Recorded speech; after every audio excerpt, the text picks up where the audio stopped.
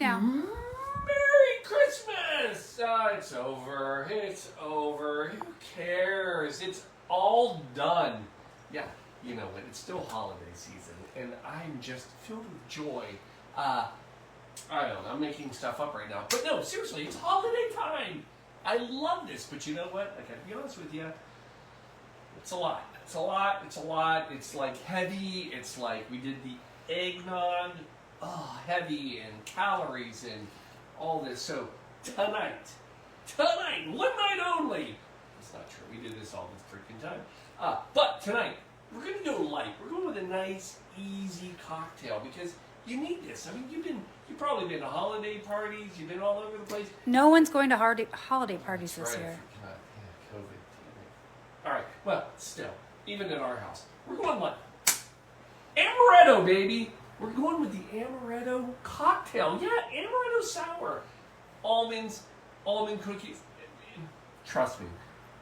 This is your go-to night after Christmas type holiday cocktail drink. It's like, okay, I'm done with all that. I need, let's just, you know, I got nothing else. Come on, let's go. Blue Monkey Quarantina. Only business, monkey business. Still in the hat. When did the hats go away? Well, this weekend after New Year's. It's bad luck to put Christmas stuff away until after New Year's. All right, fair. All right. All right, here we go. And it's winter. They make wear their hats all winter. You know what? It is chilly. It's a basement. It's really chilly. Like right in here, you guys know, this speakeasy is like literally cut underneath, like part of it. It's cold. It's cold. The door was shut. The bookcase wasn't open. It got chilly. It's a long story. You're wearing a t-shirt. I'm wearing a sweater, so I'm fine. Well, here we are. So, Amaretto Sour. Now, I'm going to tell you. Let me give you all the bad news first. Because I told Shelby we were doing this drink, and she's like, I mean, literally, which is not like where I go, woo, we got a good one tonight. It's like, but. True statement. She summed it up because here's the problem. This cocktail is from the 70s. What do we know about the 70s? The 70s were the death of cocktails. Yeah, this is like anything created in the 70s was kind of crap. And unfortunately, that's when it came out. Why was it crap? Well, look, I love disco as good as the next guy, but wait, the problem is...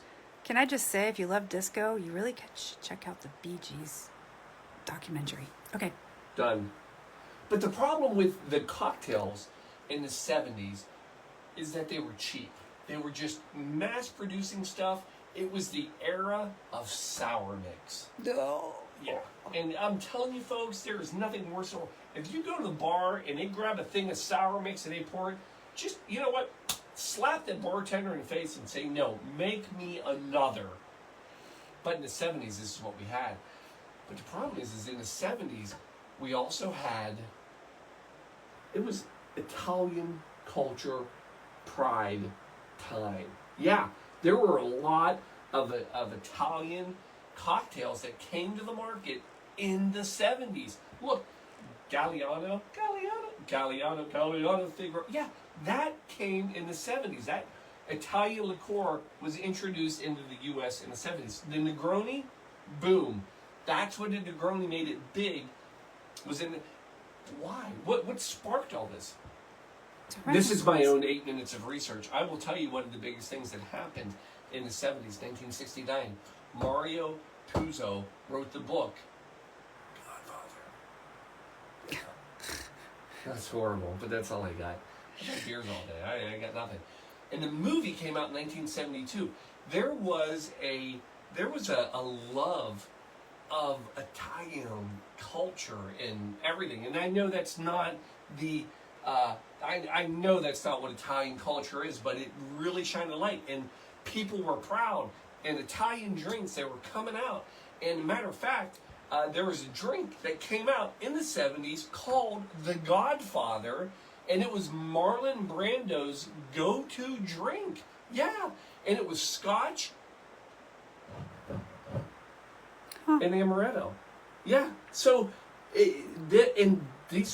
that's when it made a big hit in the 70s. So it all happened then, and it got a very bad vibe because of what they were using, but we're going to make it better. Because Di Serrano, look, this stuff, Amaretto, My favorite. this is a good liqueur, and this has got big history. This isn't from the 70s. No. It just made it to the U.S. in the 70s. This stuff, I mean, it goes back. Nice almond liqueur. Now, here's the funny part. It can be made with almonds, or it can be made with apricot pits. Yeah. So there's two histories of where this came from. So the first one comes from the 16th century, so 1500s. And what we're talking about in the 16th century is the Riena family. And the Riena family, so this is a good little story. Can I tell you a little story?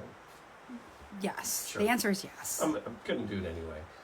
But so Pretty sure that's why everyone's the on. Riena family, so basically it's a widow and a painter. Now the painter happens to be a student of Leonardo da Vinci. And he has to make this painting of a goddess. And enter the widow, who he asks to be the model. And she does. And they fall in love. And she, in turn, makes him this liqueur from scratch, which is what we have here today. And it's basically apricot pits in brandy. And that is basically the story of Di Serrano, of where it came from. That is the whole entire history of where this came from. Now, there's another version and another brand of almond liqueur, and that comes to us not until the 1800s. And in the 1800s, it's the Lazzaroni family. And the Lazzaroni family, I've actually already shared this with you, they actually are making amaretto cookies for the king. Amaretto, by the way, is Italian for bitter. And so they're making these... Huh. Yeah. I just thought it was almond. No, almond, no, it's bitter. And so they're making these cookies for the king, and everybody loves these cookies. So the dad one time says, when he's drunk, I can turn these cookies into liquor. And that's what he does. So the family takes the almond cookie and they create an almond liqueur made from the almonds and cookies, adding a little caramel for color, and they create the Lazzaroni, which is another version of the same thing. So there are two main brands. There's Di Serrano, which we have, and then there's Lazzaroni, which we do not have. And so those are two stories. But typically it's a bit of a bitter liqueur on its own. If you just did this straight up, it's going to be a little bit bitter. Enter the sour. That's how you make it. That's how you tune it down. Now the sour has been around forever. You got to go back to the pirates. Remember the pirates? It was too much. The rum and the navy, and they go from the pirates go to the English Navy, and everybody's getting drunk. And they said, "Look, we got to cut it." So they started cutting it with citrus, and enter again the sour.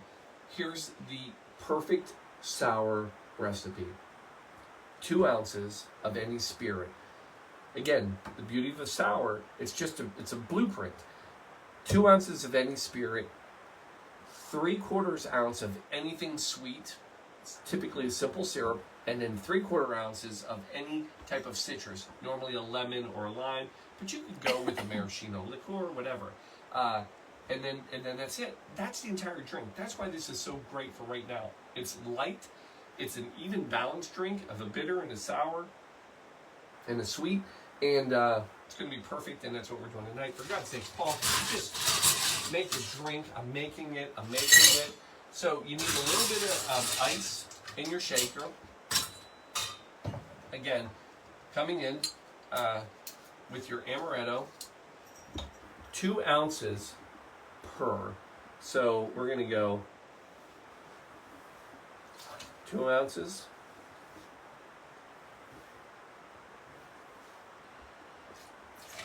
One for Shelby. That's 2 for Shelby. Oh. It is a pure, and again, the Di Serrano is actually apricot pit based versus the Lazzaroni, which is an almond based. But they both have the same flavor. I know it's kind of this one of these fun things. Then 3/4 ounce of simple syrup per one for me, one for Shelby. And then we're coming in with our lemon. So we're going to go 3/4 ounce. Now I will tell you, I normally just, I kind of wing this. This is one of those drinks though. You really want to kind of get the balance right. Too much citrus and it's going to be tart. Not enough, it's going to be too bitter and sour. So we're going to 3/4 ounce and come back again. Put the other one in.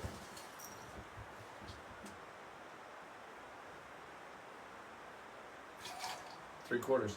And then, of course, what I will tell you is what the Rihanna and the Lazzaroni family didn't have was emergency. Oddly enough, Leonardo da Vinci actually had a blueprint for emergency. Yeah, 10,000 milligrams vitamin C. He knew what was going on. He knew it. Visit the Sistine Chapel. Up in the ceiling, in the corner, you can see it. There's a little emergency logo.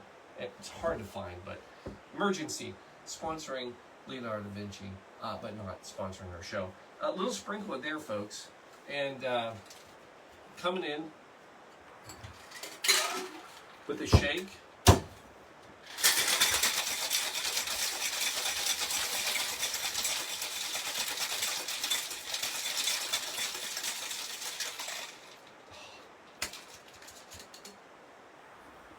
As simple as that. 3 ingredients. The beauty of the sour. It's simple, easy, and you can do it with literally any type of spirit. Even a Christmas spirit, folks. Even a Christmas spirit. If you didn't get what you wanted for Christmas, you can make your own Christmas spirit sour. All right, so now we're going to come in. We're going to strain it over top of. I'm going with the bowl of ice. Because it's like an ornament in a glass, right? Oh, that's nice. Isn't that wonderful? That is nice. It's literally making it up as we go. I was gonna say I hadn't heard that one all day. No. That's out of your pocket. Always out of the pocket.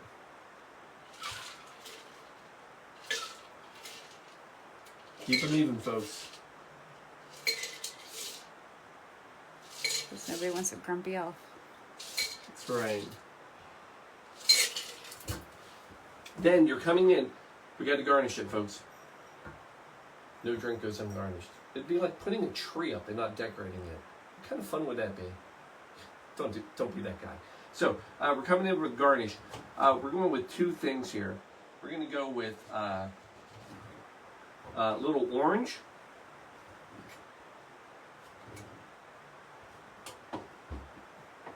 On the side. And then,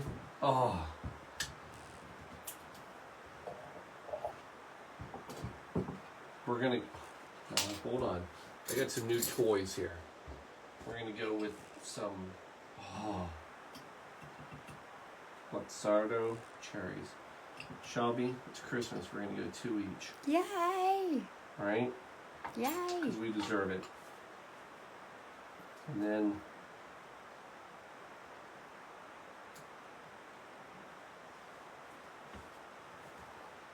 hold on. Are you going to turn them around? I don't know. Well, I mean, the monkey's on the front of the glass. There you go. How's that? That's prettier. Is that good? Yes. New little... Again, I don't know if you people realize literally how last minute we do this stuff. Any good bartender is always going to lick his fingers before he serves a glass. Folks, there you go. That is a Quarantine Amaretto Sour. Again, don't be afraid of this drink. Clean, crisp. Is it good? It's got a freaking frozen ornament in it. It has to be delicious. It's Christmas. Oh. Is that the way it's supposed to taste? That, if you've ever had a bad sour drink, especially an amaretto sour, here's my guess. They weren't using fresh lemons. They're using sour mix. And it's going to be horrid. Of course it is. You know? That's your drink.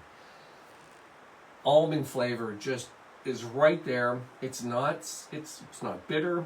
It's not sour. It's clean. It takes me back. Vanilla Krensa. Wait, I have to, that's not Danish enough. Vanilla Krensa. Vanilla Krensa? Vanilla Krensa. That's a Danish cookie. So, if you've ever gotten that big tin that says Danish cookies on it, they're not, by the way. But my mom makes some mean Danish cookies. Yeah, she does. So the one that looks like a little scalloped kind of wreath, that's a vanilla krensa, and that is it actually translates to vanilla wreath, but it's actually an almond paste cookie. And that's what it tastes like. So that is a cookie in a glass over ice. Nothing but Christmas spirit right here. Well, here and folks, Christmas spirit's everywhere. Come on, find it. Chink. Folks, love you. Thank you again very much. I hope everybody had a wonderful holiday season, Christmas, whatever you're doing. Here's what I know. Whatever holiday you're celebrating, have some cocktail. Because that's the spirit, my friends. The true, not the true spirit. It's just, it's a side spirit. So, love you all. Enjoy it. We will see you for New Year's Eve this Wednesday. It's not really New Year's Eve, but that's what we're going to give you. I got a great New Year's Eve cocktail for you. Hold on. Oh my God. Folks, Amaretto Sour Quarantine Style. Do it. Love you. We'll see you. Good night. Enjoy.